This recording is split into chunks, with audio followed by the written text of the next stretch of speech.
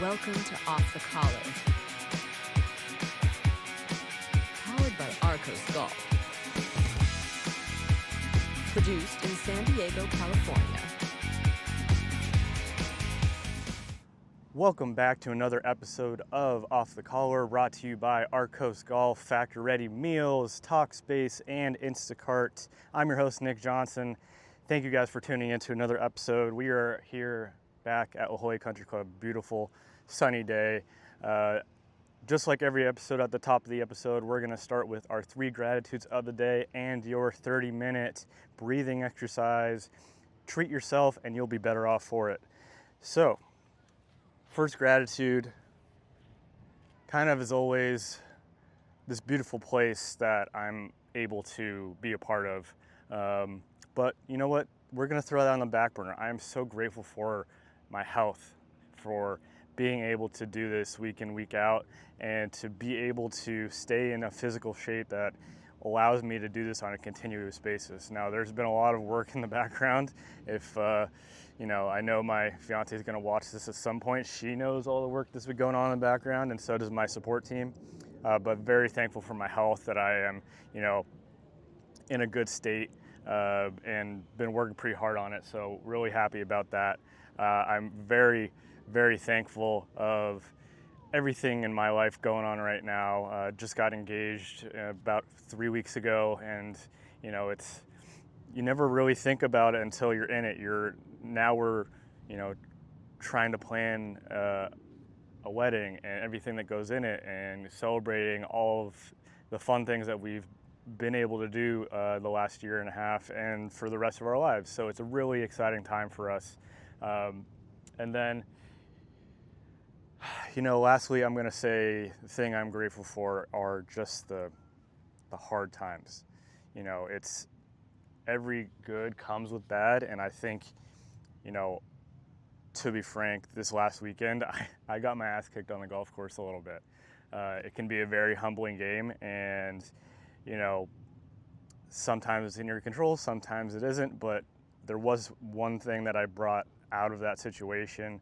I really controlled myself well mentally throughout the entire day.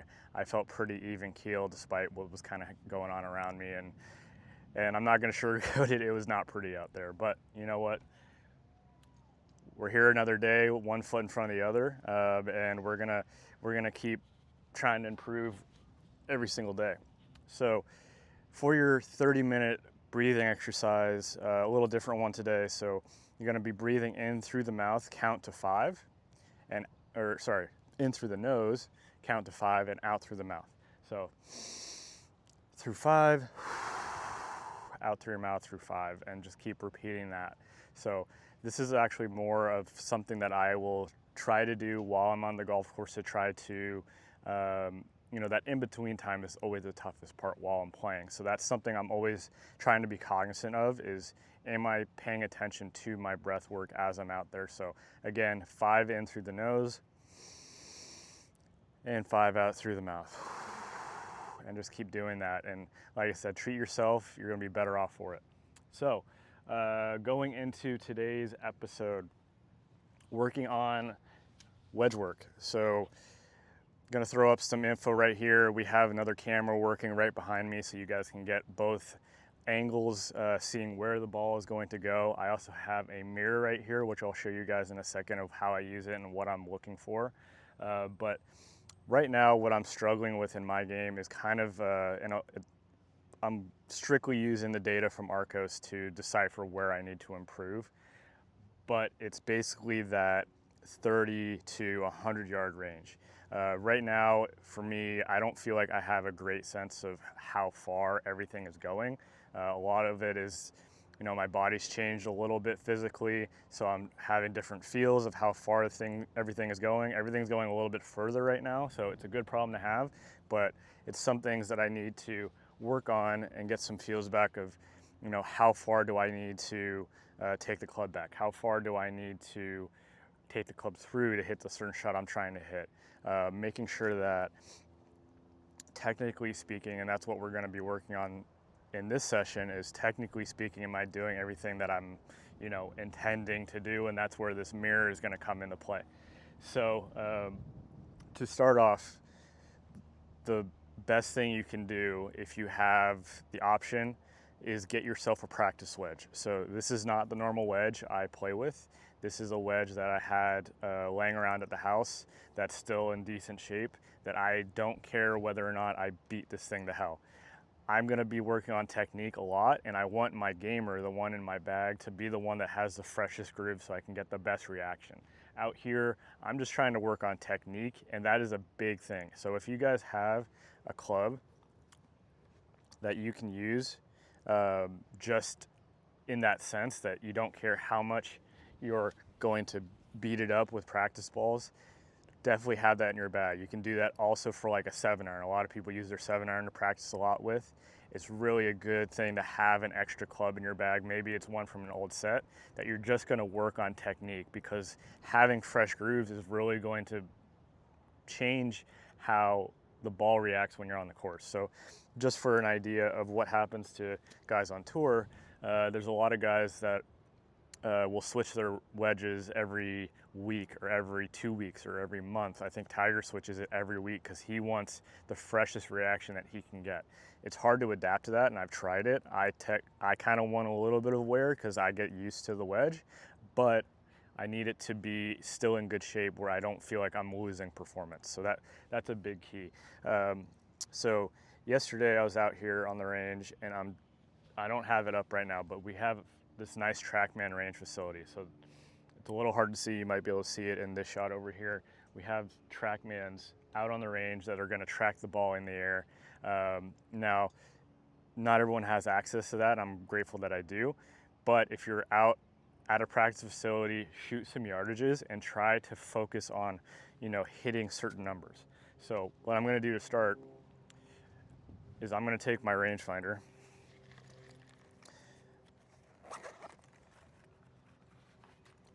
and I'm just going to shoot the yardage here for this first pin.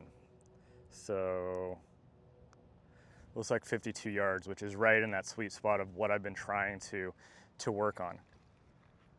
Now, if you don't have a rangefinder, a lot of the ranges you go to should have stuff marked off. If you're trying to work on the same thing, try to be a little bit more on top of it, where you know exactly how far you're trying to hit the ball. Definitely going to help you in the long run when you're out on the course, so you have something to refer back to. Now, one thing that I didn't do very well of yesterday is I had no idea spatially of how far back I was taking the club. So that's where this mirror is going to come into play. So I'm going to hit a few balls here. I did, with that TrackMan yesterday, figure out that it felt like I was taking it about here. Knowing myself, it's probably a little bit more back than that, just because of the momentum of the club. But that was my trigger, is kind of when I felt my elbow fold here, is when I was trying to take the club through.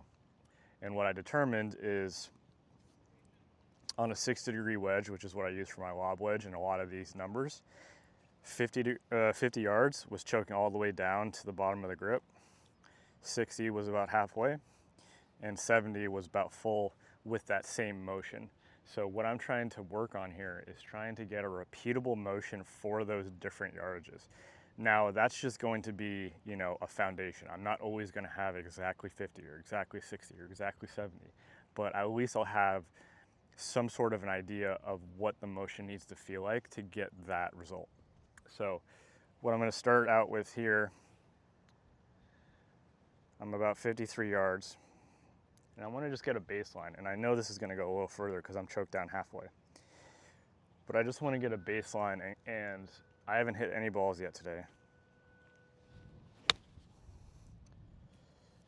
I want to get a baseline, get warmed up a little bit, and figure out if that number still works.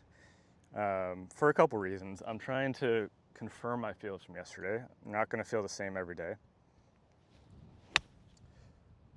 And the other part of it too, and this is something that is way, for the beginner golfers out there, you might not have this ability, but when you go and play every day, you kind of have to figure out how far you're hitting everything and adjust.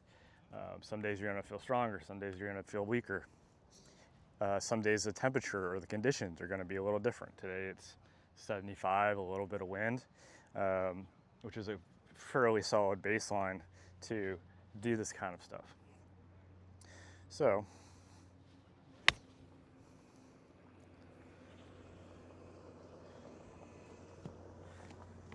and if you guys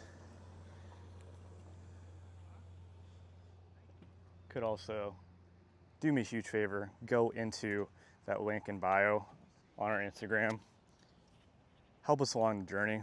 We have a few deals for you there, from 15% off Arcos, a couple deals on factory ready meals, $80 off Talkspace, and then Instacart's giving you free delivery. And then lastly, I have, my journey to get back into golf. There's a page there for you guys to support us. So if you want to give a donation, whatever that might be, feel free. Anything helps. $5, $10, whatever you're feeling. Everything goes towards me getting back onto, back into professional golf. So, and for those of you listening, you better be doing that breathing exercise, because it's really going to help you start your week off in the right way. Start your day off. You might be listening to this in the middle of the day. It's a good reset no matter where you are. So I've hit a few here, and they're going basically right at that flag at 53 yards. So what that tells me is I'm probably making a little bit smaller of a swing than I was yesterday.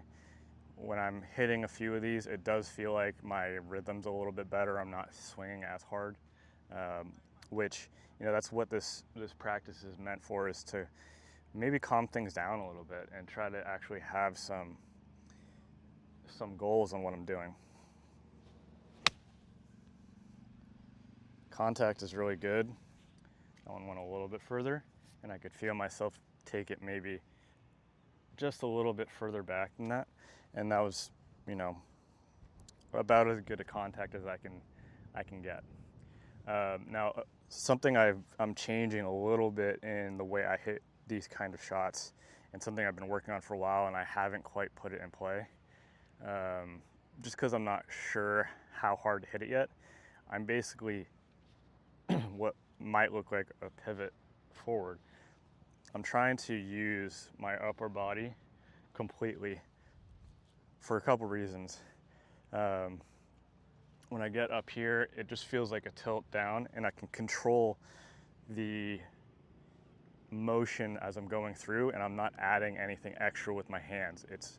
Ideally it's just here, hold it with the rest of my body, and there's no added pressure, force, anything like that. The other part of it is it gets me a little bit steeper into the ball, which makes it a lot easier to control the flight going down. I have a little bit of trouble because everything else I hit is pretty high.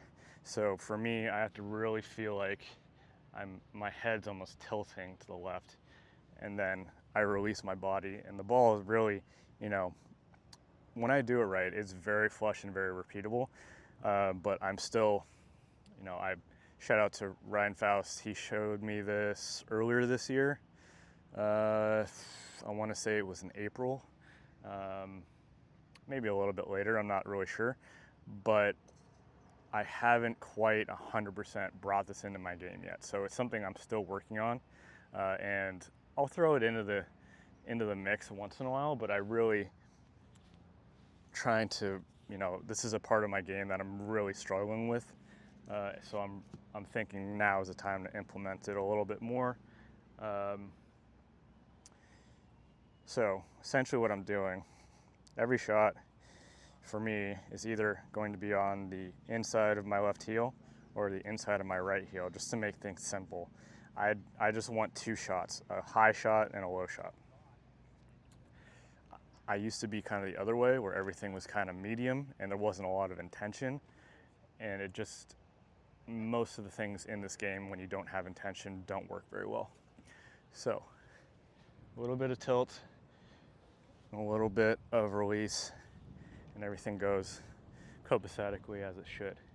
Now, the hardest thing for me is because I've been working out a little bit more, my body's in better shape than it has been. my feel's a little bit off. Everything feels a little bit differently, and I'm stronger, so the ball's traveling a little bit more, and these little smaller shots are harder for me to feel spatially where the club is. So for me, I would almost guarantee most of these I've been like pretty far backswings because I just don't have that spatial awareness right now. Now I still want to be athletic, so I don't worry about it too much, and I want to be able to still have those feels, but there's little things that I need to keep enforcing out on the practice area so that I can perform on the course.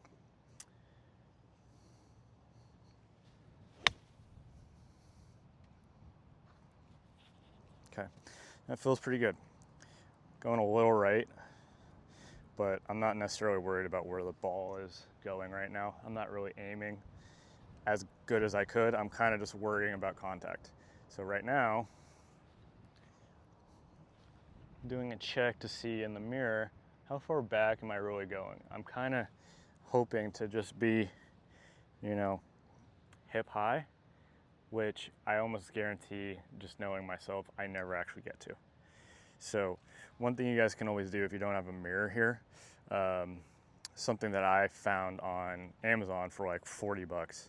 It's a screen mirroring device, and I'll show it to you somewhere here in the corner. But basically what it does, it's like a little vlogging device, so I can still film with the proper camera angle and the proper cameras on this side of my phone, but see it in real time. So it's a really good trick and not very expensive. Let me see if I have it here. I think I do. And for you guys wondering how much I nerd out on this stuff, I have this bag with me everywhere I go. So I have little toys, things I work on. This is basically all my practice gear.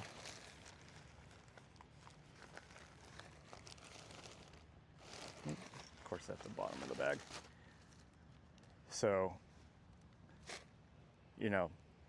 something that I always advise, if you have some things you like to use, always bring them with you. Don't be lazy and leave them in the car. So this is a little device. I basically can cast my phone screen to this. I don't know if you guys can see that there, but it's pretty small.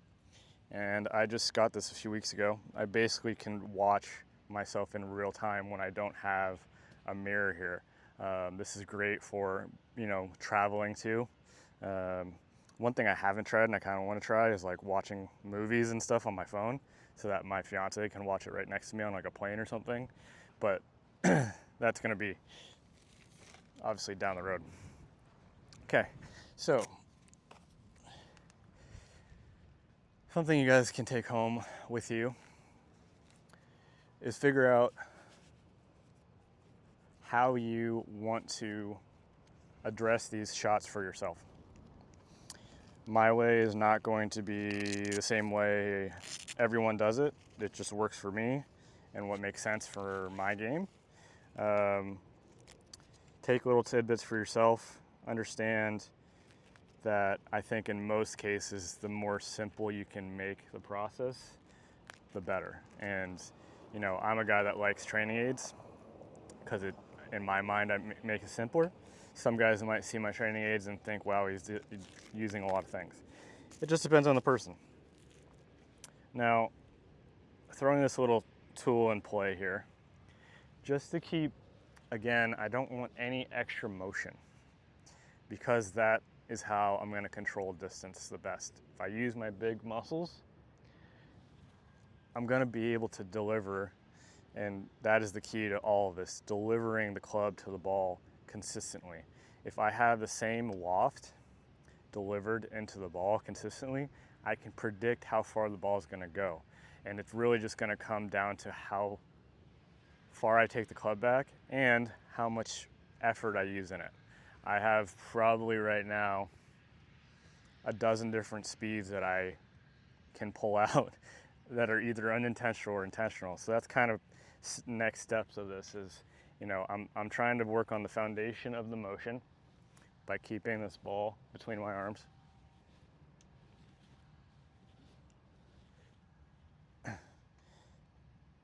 working on contact.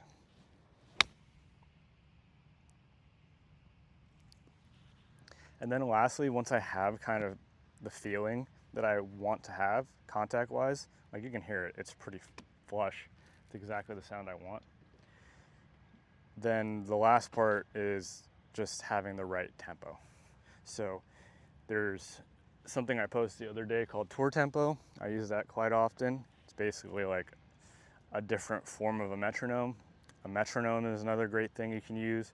You can download like a free app. Probably want to use somewhere around, for these shots, it really depends on what you're kind of trying to do. I would say try 80 beats per minute, something around there, because these are trying to be smoother shots. Somewhere between 80 and 90 would be good, and that could get you into a rhythm that you just go 1, 2, 1, 2, and that goes into your effort on the course pretty easily, because then if I have this shot, I'm just thinking 1, 2. So something to keep in mind and try to build those foundations for yourself.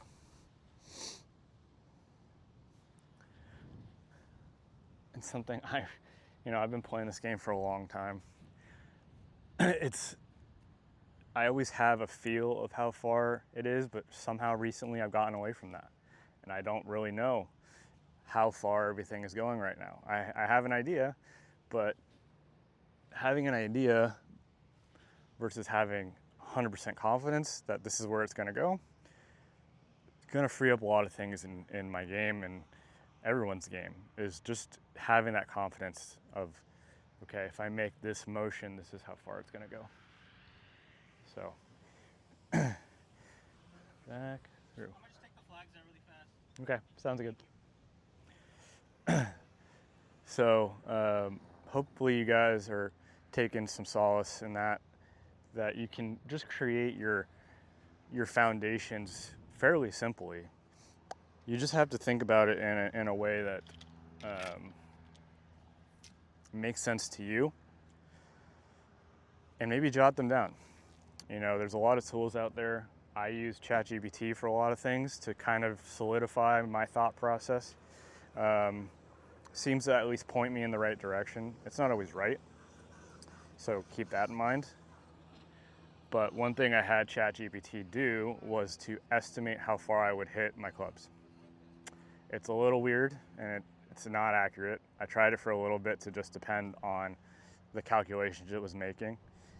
Somewhat of a guideline and something that I would rather myself get the baseline, but at least it gave me an idea of if this is the path I want to go. And that goes into creating a matrix, which is something we can go into another episode. But that's creating basically a chart, and that's what a lot of good players have, is a chart of how far each swing goes. Right now, I'm just trying to get my technique down. Like I said, I've been working on this for a while, and I don't have the confidence yet to be like, this is exactly how far it goes. I'm getting better at the technique, so I'm like, okay, let's start putting it in play and really start seeing if it can improve everything I'm doing. Because everything that I've been taught has been a little bit different before I learned this a few months ago. I was more or less taught to figure out everything I can on my own. Something going on.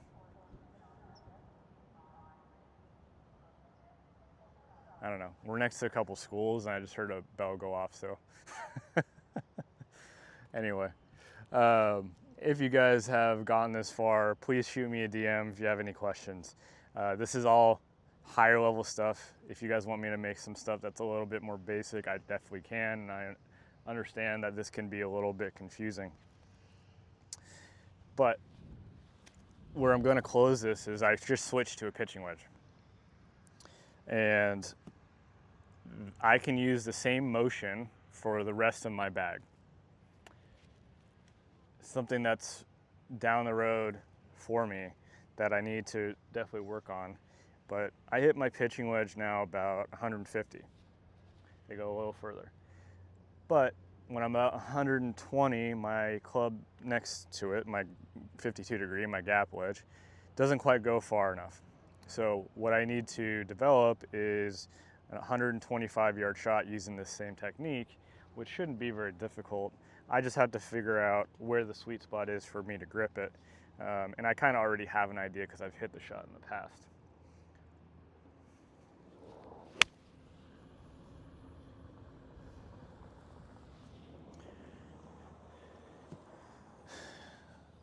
Pretty good.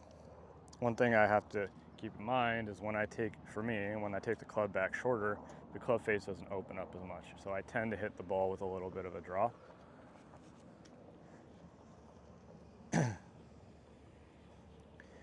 So same kind of thing, a little bit of tilt, a little bit of forward. I'm not really hitting it at anything.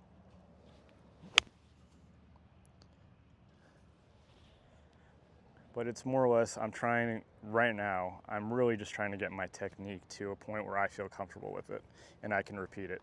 And when I am really doing it well, you know, the contact is so consistent. I hit ball first every single time. And if for some reason I don't, I know exactly why. Usually it's because I'm not tilting enough this way and I'm not getting out of the way. So it needs to be equal amounts this way, equal amounts out of the way. So think about it, you know, almost as a hinge, swinging up, swinging down, up, down. And the last part I'll mention is this is for shots like this. I don't feel this with my normal swing. I'm sure there's some parts of it that correlate, but they're very different sequences. I'm not trying to power this.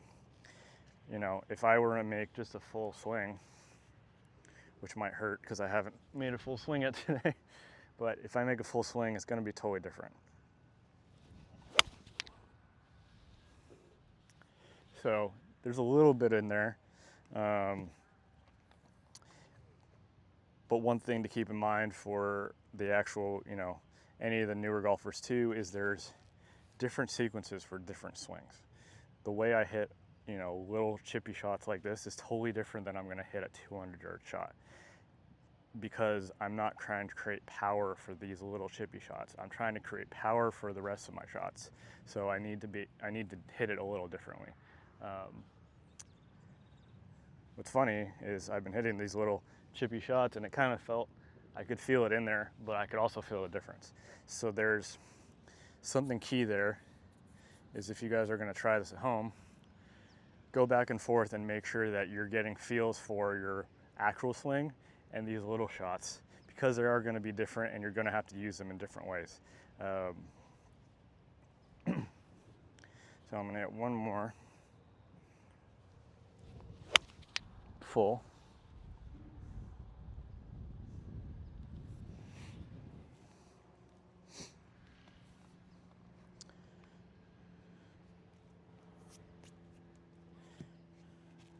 I'm going to hit one. That's just this little chippy motion. That's just tilt, tilt. 1, 2.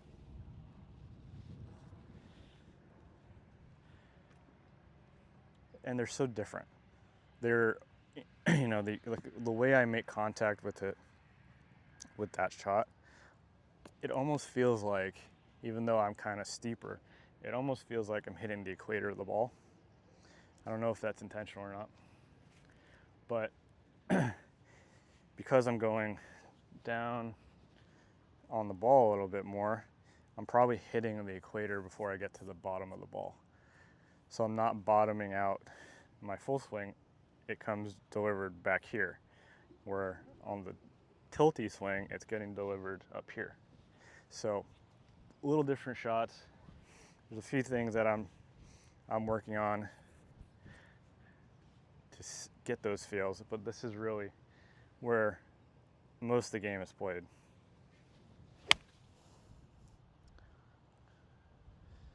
I mean, it's just so flush.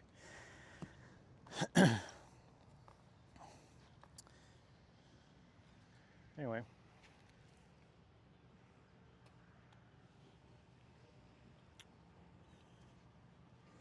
working on Arcos data. That's really what it comes down to. Right now, Arcos is telling me I need to work on 100 to 30 yard shots. That's going to be my biggest improvement. I'm about 4 shots from what like a tour level player would be. And a part of it too is my putting. So my putting hasn't been as solid as I would like. But is it the chicken or the egg? Is it because I'm putting poorly, or is it because I'm not hitting it close enough to the flag? So I'm addressing my feels right now is I don't feel like I've been hitting them close enough from those yardages to really make enough putts. So I'm going to focus right now on attacking these little shots. I'm still going to work on my putting, but I'm really focused for the next few weeks to get this motion in play and start getting some results and start changing some things up and see what happens. If I just keep doing the same thing, it's not going to change. So I need to make some necessary adjustments to see if I can get any better. And that's really the name of the game. So anyway, thank you guys for listening to this episode. I have been Nick Johnson. This has been Off the Collar. I will see you next Monday. See ya. This has been Off the Collar. Be sure to follow and subscribe.